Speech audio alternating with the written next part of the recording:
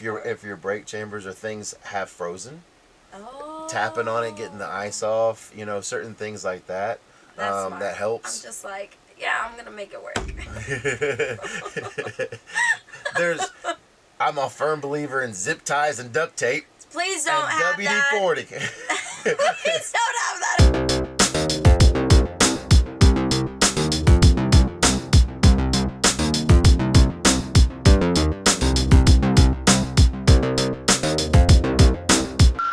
All right, welcome to another show of Just Truck It. Boom. Sean. And Priscilla. And today we have a special guest, a former student of ours who is out here trucking right now. It was an amazing job going through school and making it out there in the trucking world. You see, he's driving right now. I'm just kidding. He's not going to be driving and talking. He's in the parking lot. All right. Now, what we want to do is kind of introduce him. Go ahead, say your name. Tell us all about yourself. What got you into trucking? Let's go with it. What's up, y'all? My name is Jamarius. What got me into trucking was I was tired of just working a regular job.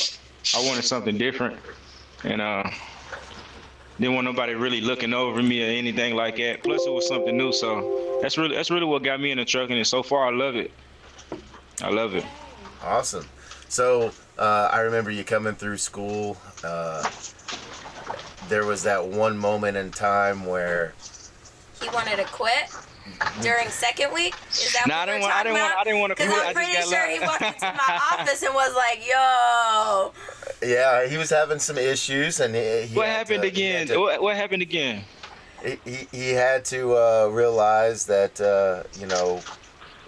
with trucking, you have to have patience, and you gotta take a step back for a second and try it again, and believe in yourself. And once we had that conversation, he was a rock star. Yeah, man. I think it was. I forgot what skill it was. What I was practicing, but I couldn't get it for nothing. No, it was a straight line. Yeah, it was offset. Yeah, and it's crazy, man, because I struggled with offset in school. Like I don't think I never really just like I did it a few times, but like when they tested me for it, it's like I did it every time, no problem. That's what I was most worried about on the test. But when they tested me for it, it's like, man, I did it every time, no problem. Well, I only took it twice, but I did it no problem. Yes. And now can you offset? Yeah. I think I can. So tell us, for everyone out there, you went through school, then you went to work. How was the process after you graduated and got your CDL going to training? The process was quick and easy. Like I think I got my CDLs on like a Tuesday. I think I started training with like Warner. I did. I went with Warner like the next week. But like so as soon as I got my CDLs, I just started applying like as soon as possible. And it's like they started calling. Everybody started calling. Like it's literally like a door just wide open as soon as you get them. So I started applying, let them know I was like a new driver. All right. Then that's when all the calls started coming. Huh? How was the orientation? What happened? What process did you have to go through? Oh yeah. So when I went to Werner, I think I started orientation like 2 weeks later after I got my CDLs. So I went down to Atlanta for about a week. I want to say 5 days to a week, and it was pretty simple. They tested us on all the skills that we did in school. They put us on this truck automation machine. Simulator, so that was the simulator. Yeah, so that was pretty cool. But yeah, really, if you pay attention in school, like it's really just the same thing. They're just testing you, seeing where you at. That way, they know what to train you on with your trainer when you get out with your trainer on the road. Okay. And how did that go? Tell us about the process of. Okay, so obviously when you got to orientation, you got to do a drug screen, a physical there. They go over safety. Yeah. You do all the HR paperwork and everything. And then once you get through that and your skills, they test you on all your skills and everything. Then they pair you up with a trainer. And what happens? Yeah, they pair me up with the trainer. Before that, at the orientation, we did like 2 drug screens. They pulled my like mustache hair from your head. But yeah, once I got with my trainer, it was pretty cool. It was pretty cool. So, what was training like with your trainer? Tell us about training. All right, yeah. So I trained with my trainer for about 3 weeks. I think they say it was like 3 to 5 weeks, depending on how good you do. I finished in about 3 weeks. Yeah, so he just got all the information from Werner, seeing how I did on all the training stuff that I did at the orientation, and he just helped me out. They gonna go more in detail on like back end, how to couple, uncouple, and it's more of a hands-on. It's more of a hands-on experience because you got to do it every day. Like, yeah. Now, did he just first off out the gate say, "Here, do all the driving, do all everything. I'm gonna sit back here in the back," or did he slowly progress you into it and get you ready for that and teach you? Yeah, he slowly progressed me into it. So how it was with me, I did like a home daily. So it was like 5 hours to Michigan and like Missouri. I'm sorry, it was 5 hours to Missouri and 5 hours back. So I think the first week he drove down there, and I would do like the driving back. Then like the second week, he'll probably let me do like the whole ride, and then the third week the whole ride as well. But he was also saying if I get tired, let him know. And but yeah, he just taught me about the logs, the time log sheets, and things like that. Okay. It was cool. Like I had it pretty cool because I had a home daily, and I was right here in Nashville too. So after I did my orientation, I came right back to Nashville. So usually some people have to go out for about 3 weeks. I came right back to Nashville after 3 to 4 days doing orientation. Okay. Yeah.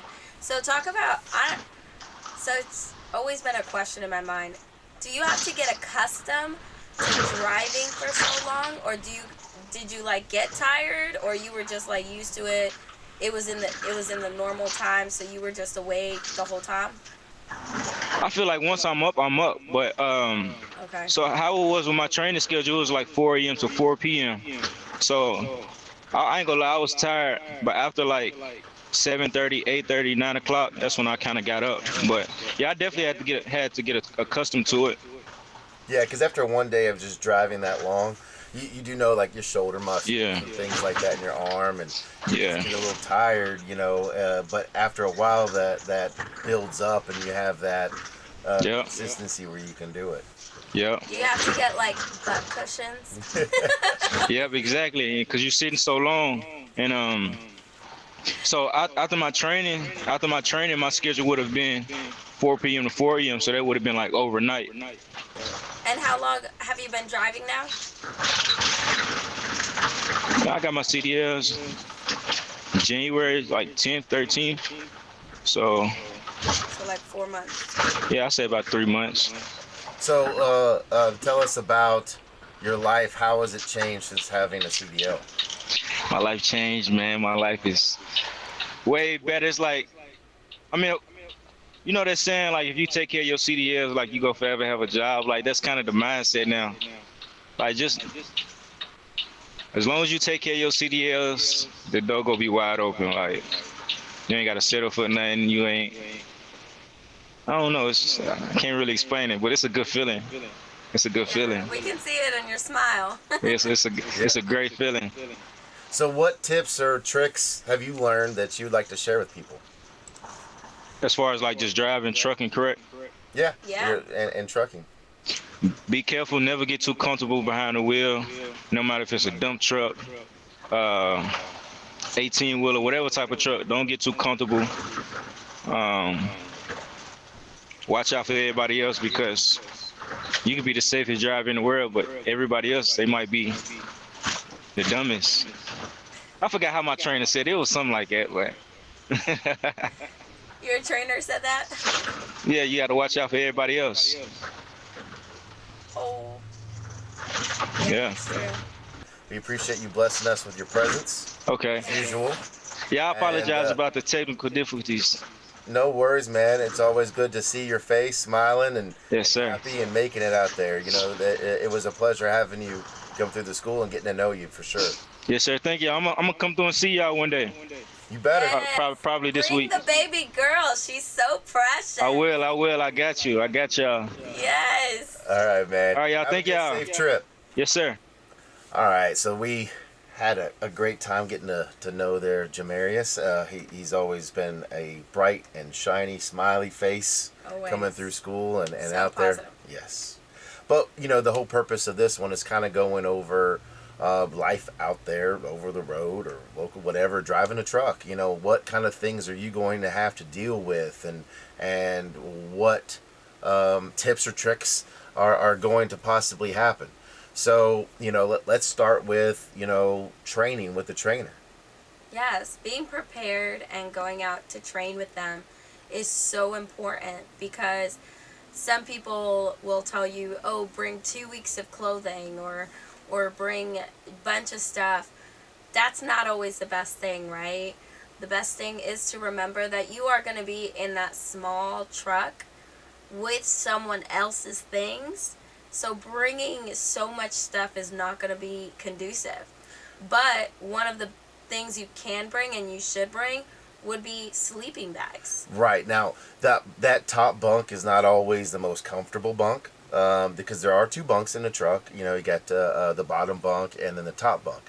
It's not just not as comfortable, but as you can see with the truck moving, that's going to be the higher center of gravity. It's going to have more movement. But you don't want to sleep on somebody else's things. I don't want to sleep on someone else's bedding, and I'm sure they don't want me sleeping on their stuff, right? So one thing that I did is I purchased 2 sleeping bags. Two. And what I did was I zipped them together. Okay. To make a giant sleeping bag, because you can get them pretty cheap. The ones for, you're not trying to stay outdoors in negative 10 degrees. So just a regular thin sleeping bag. I got 2 of them for like $15 or $20, total. And I zipped them together, and I had basically a bottom sheet, and then I had my blanket. It was all together, and it was large enough now to drape across. I had my pillow, and when I was done, I would roll it back up, put it up on the top bunk, and I was good to go. Obviously, truck stops have washing machines and dryers, and I'm there. So I only brought what I needed for about a week, Yeah. That way I could pack, very lightly, and still not be too worried about impeding on this other person's house, because it's really their house. A trainer, that's their truck, that's their things in there, and they're going to be at first, imagine welcoming a stranger into your house that you have no clue about, getting to know them and sharing your things with them. It can be a little difficult at first. Yes, and another thing is definitely including some type of cooler mate fridge, right? Yeah, that's for after training. Yeah, yeah. So that's a huge one. I'm so glad you brought that up. Okay, you're getting way too excited at this point. See, here's the thing: is once you've got your own truck, yeah, everybody wants to have the comfort of home, but you also have to eat. And truck stop, if you go there to eat, you're going to spend so much money, and the food's not always the greatest. Or you buy the cheap food and you gain 1,000 pounds. Right. So you got to eat right. The biggest thing is to be healthy, right? Because we talked about this with Rob, where you really need to focus on that while you are out there. Because just like Jamarius said, you got to get keep your CDL right. And one of those things, it's not just your drug screen, it's also that DOT physical. Yeah. You are overweight, they won't give you another one for the next year or the next 2 years. So you definitely have to make sure that is, and I think, as you said with the fridge, I think that's so important. I mean, you know me, tuna cans in the fridge, I'm chilling. Yeah. See, so, with a fridge, you can't just go out and buy a mini fridge from Walmart or whatever and get one and put it in there, because the movement in the truck and in the road, those things don't last but more than a month. They break. So that's why they make special ones that come in trucks. They're built for being inside of a truck. Yeah. But those are really expensive, and if your truck doesn't have one, No worries. Get you a cooler mate, and I'm gonna put a picture right here. A cooler mate is basically a cooler that you plug in a cigarette lighter. Okay, and if you're a solo driver, you put it in the passenger seat because you're not going to be sitting there, and that gives you some space in your vehicle, to put your other things. And it's also accessible easily, and you can put all your like luncheon meat and condiments and things that you need in there. You got storage all above, so you can get all your snacks. You can put waters in underneath your bunk. And then another great thing, I wish I had it back when I was driving. I had to use the George Foreman grill. Now they have air fryers. I Boom! love the air fryer. Get an inverter, put an air fryer in that sucker. You can make food. You can heat food up. You got all you need with a mini fridge and an air fryer. I mean, and they're not that expensive either. Either of those things. And a lot of times, companies already give you the inverter. We know, I don't even know, are we allowed to say company names? But like CFI, Warner, we've had students come with their trucks from those companies, and they have those things. Yeah. So that's always really nice when you do work for a large company. They have all those amenities. Yeah. That unfortunately the smaller companies can't provide just yet, which isn't bad. But on top of like Jamarius was talking about, their training is really good. They work with you. They give you extra time if you need. But on top of it, they give you all those necessities of what you might need as a brand new driver. Now, as you get older in your driving career, I'm sure you are going to be efficient with less.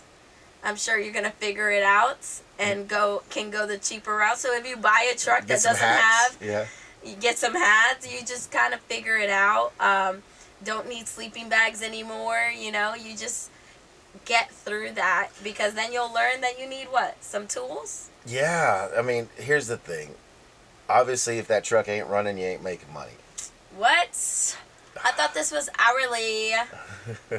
So, obviously, you're not a mechanic. Obviously, you're not trying to be, but there are some things that, if you sit there and wait for someone to come out, it may take 4 or 5 hours over something really simple and not that big a deal. Well, you just cost yourself a lot of money. So, there are some things that you need to take as far as tool-wise, and one thing is jumper cables. Ooh, because that's a important. lot of times you might have accidentally left a light bulb on, one of the above ones inside the cab, and it ran the battery down, or your power unit, your APU, which is an auxiliary power unit that keeps when the truck's not running. It uses either electric or a little bit of diesel to keep that power going on in the truck. But if it's not keeping those batteries charged, what will happen is you wake up all nice and warm or cool, and then your truck won't start. So what do? How do I keep moving? Jumper cables, that's huge. Some other things that go wrong is some light bulbs, that you would use on your truck or trailer, that they go out, here and there. Having one extra of those is huge, so you don't have to go and wait for someone to replace it. You can quick and easy plug and play. Obviously a simple socket set, some screwdrivers. A hammer? A hammer, yeah. A hammer? I'm a bit... Well, it's good to check. Like, for What do you instance, need it if your brake chambers or things have frozen, Oh. tapping on it, getting the ice off, certain things like that. That's smart. That helps. I'm just like, yeah, I'm going to make it work. I'm a firm believer in zip ties and duct tape. Please don't and have that. WD-40. Please don't have that in your truck. Those 3 things, you fix anything, Let those zip ties live. Man, they're my favorite. Okay, now you're going to have to comment below. Are zip ties your favorite or not? Do you believe in the zip tie God? Because we do not. I do not know. Zip ties need to stay in Walmart. No. Or Target, anywhere. But also a few other things. I know that when you're hooking up and unhooking to trailers, your glad hands, the airlines, the glad hands, the seals, dry rot or break, having a bunch of extras of those are always huge. So you don't have any air loss. You got to replace those a bunch, especially if you got to a trailer you're hooking up to, and it's your first. You roll in there, and the glad hand seals are all damaged or dry rotted. Well, you got a couple extra. You can hook up to the trailer and roll. Don't worry, when you go to trucking school, you'll know what all that means. Yeah. But even I don't know what that means. I don't even want to ask what that means. But lastly, this one could be so important, especially for those for dry vans. So anyone that has an enclosed trailer that they're hauling, you do a load and you're done with it, and you're going to go do another pickup. You have to have a clean trailer anytime you go in to get a pickup. And they'll make you sweep it out. And imagine sweeping out a 53-foot trailer, how much work and effort that is. That's a lot of work. And nowadays they have battery-powered leaf blowers that are super powerful. Oh. And it's the most genius idea ever. Where'd you think of this? Hey, I was in maintenance for a while and dealing with a lot of drivers, and I seen a couple that that were doing that, and it was, of course, they were working smarter, not harder, and there were some old truckers, and they got their little battery powered leaf blower out, went to the back of the trailer, blew everything out within 4 minutes. On to the next one. That is gold. It is literally, this advice right here is gold, because otherwise you're going to be spending an hour back there trying to sweep it out and get it right. And the then nobody title to wants this to. needs to be like gold advice. Yeah. For truckers. Golden ticket, as Matt Beach says. Matt Beach. But those are some things. We've had a few questions about driving times. How long can you drive, and when do you get to take a mandatory break? Well, you're only going to be able to drive about 11 hours in a day, and then you got to take a 10-hour break. Then you can start again.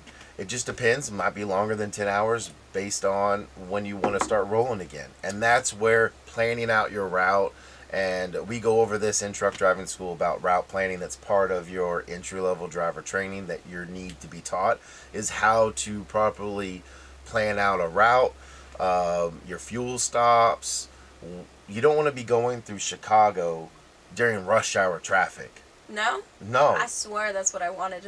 I'm just kidding. Do you know what the average mile per hour is in Chicago during rush hour? I feel like that the same number as Atlanta. Probably like 3 miles or 4 miles per hour. Wow. So meaning if you're making the top dollar 60 cents a mile, I just made like maybe $2. Right? $1 after taxes. So okay. Obviously, if I'm planning out my route, I'm not going to be going through a major city during rush hour traffic, So that's where all of that comes into, and going through training with the trainer really helps you get to know what to do and what not to do. Some other things is how do you keep yourself busy? Let's say if you're waiting for a shipment to be loaded or unloaded. Well, that's the time to kind of, if you need to do so, walk around the truck. You can get some exercising in. Yes. That's huge. Do some little bit of squats. Do some a little push-ups. bit of. Those bands. Remember those bands that you love? The band. I love the bands. Yeah. And also little dumbbells, like 10-pounders, Yeah. just to curl away, get your blood flowing. Definitely read a book. Yeah, do some things that not just because you're out here doing this, you also got to exercise this and this, Honestly, catch up with family. I think that's also something that not many people say to do while you're not doing anything. Catch up with them. Catch up with friends. Catch up with just anybody that's around, because your mental health is so important while you're out there as well, and just being with family is always important. So catching up with grandma and mom and asking what they cooked last night and let them describe it all to you would make them a lot more happier than if you were just taking a nap. Yeah, I know some guys and girls are musicians, and they'll record and play or practice. I know somebody who did school. Yeah, that's what I was getting ready to go. You read my mind. Aww. I know of a couple that got their degrees out there on their time off, whether it be unloading, loading, or on their break, because they didn't need 10 hours of sleep. They just needed 6 or 7 Yeah. for a good night's sleep for them. So the rest of the time they were, taking their online courses to get their, bachelor's or whatnot. Yeah. Associates. Which you should always think about. Remember, your mind's a muscle too. So I always hear, well, how do I get home? How do I run a normal week in trucking if I'm, let's say, regional for a week or over the road? Well, typically, let's say you're starting from home, okay? You'll go pick up a load, and you'll take it wherever it goes. And then from there, pick up something else. You might have to take a 100, 200-mile route. It's called deadhead because you don't have anything that you're hauling to the next pickup place. And you'll keep doing that for a while until it gets close to your home time. Now, as it gets closer to home time, your dispatcher will start routing you towards the house with freight that goes there. Now, that freight could either go home or it go through home on to the next place. So, if, let's say, we're here in Nashville and I'm out here in Arkansas right now and I pick up a load, that load could either go to Nashville or go to Knoxville or go Memphis, to Chattanooga. It could go to North Carolina. Oh, okay. Yeah. And so what I do is I take it home. Obviously, I'm not taking this entire load into my house. I would take it to a parking spot that your company says is good to have when you're home or a truck stop. I park, I go home for the days off, and then when I get back in, I finish either the route or I go and start a new one, okay? And then you just keep that rotation going. So you could have as Jamarius had a dedicated where he was always going here to here to here to here to here. Same route. You could be going like this and get to see a whole bunch of different things. Yeah.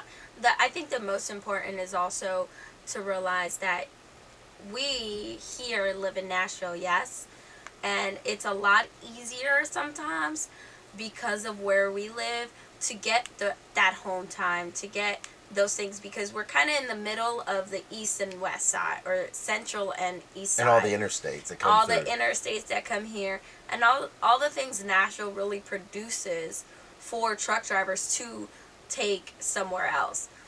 However, that's not always the case, right? So if you're in Maine, if you're in Florida, if you're, middle of Kansas, it might be a little more difficult to get that type of home time. So yes, Jamarius is very lucky. He has a local, he has all that fun stuff. He was able to have, however, just like Sean says, there's not always that dedicated route because some places just don't have the opportunity for that. So don't fault, I feel like some students fault companies for that, but it's because maybe your area just doesn't have certain things. Yeah, I know quite a few drivers that came from areas that were really out in the middle of nowhere, and they relocated. So, or vice versa, they lived in areas like this, and the opportunities were there a little bit, but the one they wanted that paid the most and everything was an area where they couldn't get a lot of drivers at. Mm-hmm. So the company paid them a relocation bonus to move to that area to handle the freight for them in that area because they couldn't get drivers in those areas. Yeah. There's a lot of different things out there, but the most important thing that we can tell you as far as tips and tricks is be safe. I think it's also be open-minded. Yeah. Because, sometimes your way might not work right now, right this second, because maybe you don't have all the experience, maybe because you're in a different location, maybe because you have something in your background you're still waiting on, but it's a definitely, I lost my train of thought. Well, I got you here. It's being safe out there, keeping what you have right, meaning that you're protecting it and not causing any more problems, and then having the patience to get to that moment where those opportunities open themselves up to you. And open mindset. That's what I know. Yeah. I got you. I'm so lost. This is the Thanks. teamwork, That's why it's the Just Truck It with Sean and I Scylla. think this blonde is just making it work. Well, here's the thing. We get a lot of questions here and there, but obviously keep asking questions. Tell us what you want to know, and let's answer it. I may not be able to answer it myself, possibly, but let's find someone that can, because we Yeah. have a lot of connections in this industry, and let's help you understand it better. That's the whole point of this, is for everyone to grow and learn and find ways to do their job better. And give the correct expectations, I think. Yeah. I think there's just a lot of people who like to show this is a beautiful cake. However, that cake probably took 10 hours to make, and that chef probably looks like a mess because there's batter everywhere and frosting everywhere. So sometimes we like to be that frosting and batter. We just want to let you know exactly what to expect, what's out there, and what's going on, okay? Subscribe, like, comment, let us know, give us all the infos of what's going on out there, and don't forget to just truck it. oh, just truck it.